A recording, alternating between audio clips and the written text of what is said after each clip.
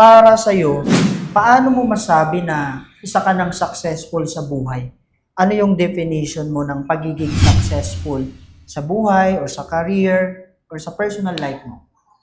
Ako actually, ang totoo niyan, sa goal ko, hindi ko pa talaga 100% ako consider yung sarili ko successful. Pero, kasi mas malaki pa yung goal ko, yung target ko sa meron ako ngayon eh. Sa income, mas malaki pa yung gusto kong kitain talaga. Sa achievements, mas marami pa talaga akong gustong ma-achieve na iba sa meron ako ngayon. Pero, from sa compare ngayon at sa dati before ako mamulat sa negosyo sa community natin, malayo na rin ang narating talaga natin. So kahit papaano, kahit alam ko na malayo-layo na, 'di ba? Na dating walang savings, 'di ba? Dating walang sasakyan, dating yun na nga lang yung wala ka talagang malinaw na pangarap eh.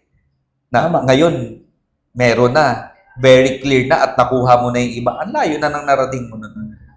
So, ang importante lang talaga, kailangan mangarap lang talaga tayo.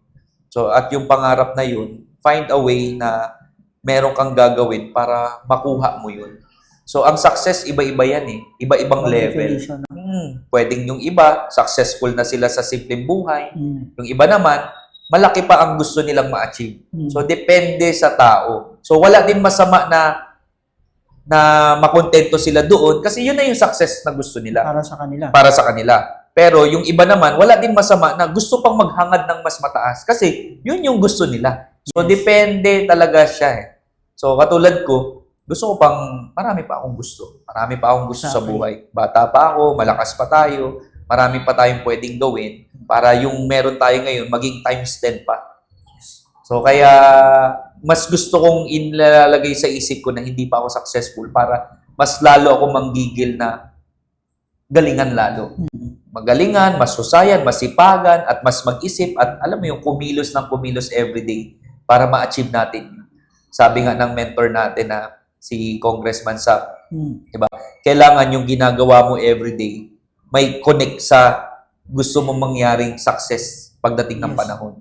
Doon mo i-check kung yung ginagawa mo ba daily, yung schedules mo ba everyday, yung routine mo ba papunta talaga doon sa success na gusto mo, tama yung ginagawa. Baga monitor mo. Oo, kasi walang ibang magmo-monitor niya kundi ikaw eh. Kumbaga, hindi mo pwedeng lokohin yung sarili mo. Na ito yung pangarap mo, pero yung ginagawa mo hindi naman connect doon or hindi naman, mukhang malabo ma-achieve, talagang hindi mangyayari. Okay. Anyway, ganda nung explanation mo. Iba-iba ang success sa tao. Kumbaga, yung iba, success nila hanggang dito lang. Yung iba naman gusto mas mataas.